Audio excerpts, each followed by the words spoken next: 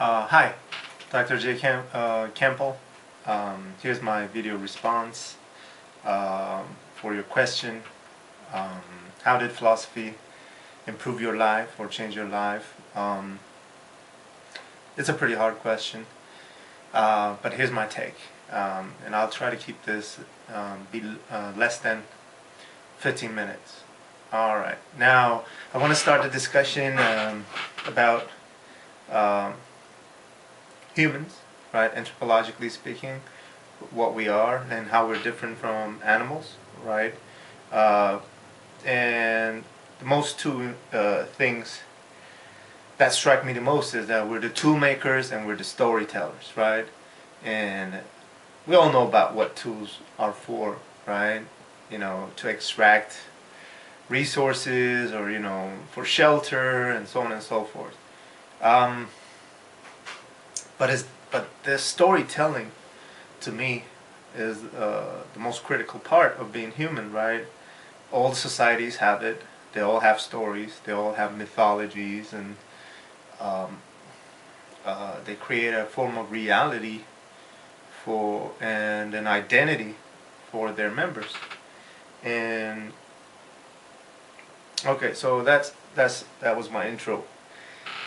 When I was 15 years old, right, and I grew up in Turkey, um, and the country Turkey, and about when I was like 15, 16 years old, um, I started asking a bunch of questions, right, and nobody really wanted to talk to me about the answers, and they probably didn't know the answers anyways.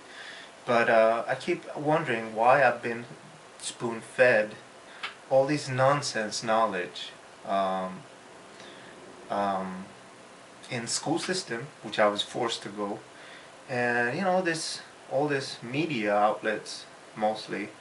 Um, you know, I was I was asking these questions, and I hated school. Um, I hated school because I felt like they were trying to brainwash me, um, and if I ever had questions, you know, it, nobody wanted to answer. My teachers is like, oh, just focus on what I'm saying and blah blah blah. You'll get the answers somehow.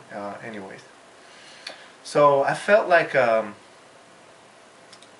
a, I felt like I was in a desert, right, where there was no water, which means I had all these like the knowledge that I was looking for was not around me mostly, right, because pretty much everybody was the same. Everybody was thinking about a job. Everybody was thinking about getting a girlfriend or boyfriend, getting married, and then buy a better car, go to vacation, um, and how to make more money and how to have a better future, and so on and so forth. So all these ideas, they're important in their own. Um, you know, they're important, but I thought there was more to life than just this, right? Um, and people, they all keep repeating similar things. Oh, you gotta go to school, you gotta do this, you gotta do that, and um, um, it's like I would pretty much have to walk in a set path. Um, go get my degree, go get a job, get married, and you know, life was so predictable and um, so boring. So at those times, I'm like kind of um, uncomfortable in the system, and I start reading Buddha, and I'm like 17. And as soon as I finished the book, I went to my mom and said, "Mom, I need to go to India." And she's like, "Oh my God, what are you gonna do in India? It's so poor. It's such a horrible country. They don't even have drinking water. You'll die from sickness. Don't go. What? And why do you want to go again?" I was like, "Well, I want to learn more about Buddha and kind of practice like his teachings and stuff like that." It was like, "Oh my God, go finish your degree, get your degree with your money. You can go," and so on and so forth. So she didn't want me to go, right?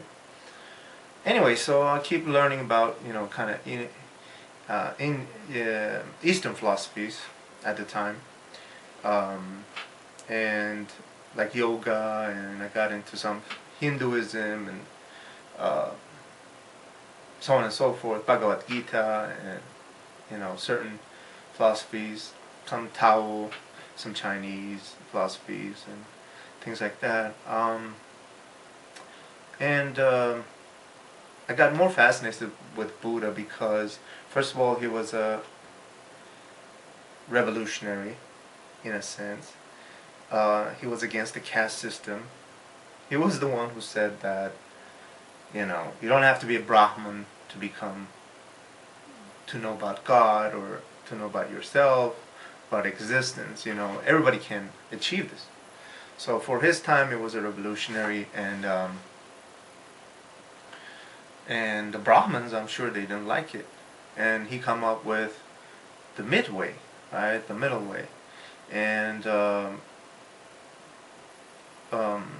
pretty much his teachings are, the law of karma, which is cause and effect, love and kindness. You can only break the circle of hatred, right, by loving and being kind to one another. So pretty humanist, right? Very humanist.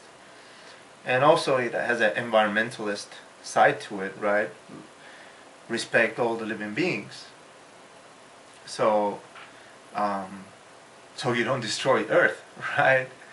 And it's also, very humbling because we're just like any other being, right? Just because we're a little bit smarter doesn't mean we can slave all the other animals for our purposes and eat them whenever we want, and destroy them for our purposes, right?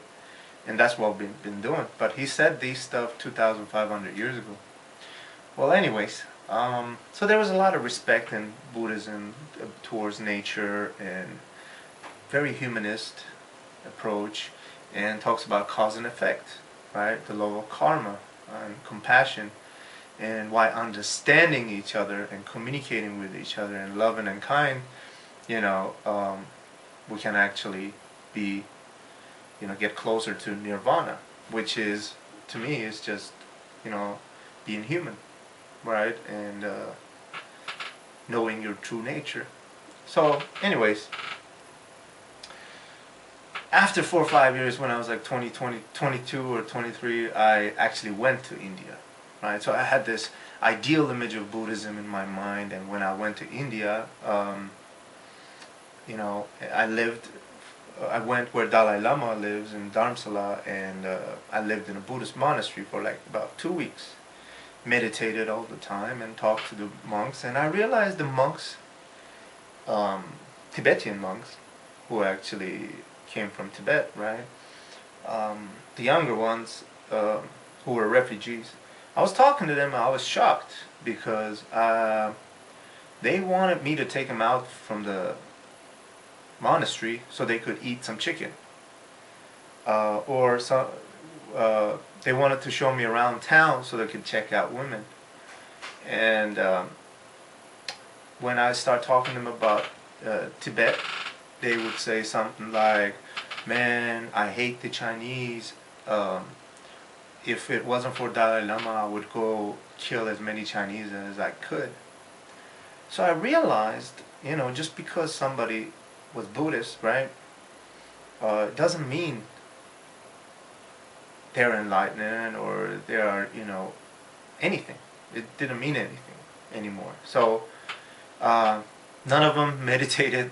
Most of the monks that I hanged out with taught that meditation was for super enlightened beings, and it was like the last stages to nirvana, and that they didn't need to meditate because they were just it was too much for them, right? They couldn't control their minds.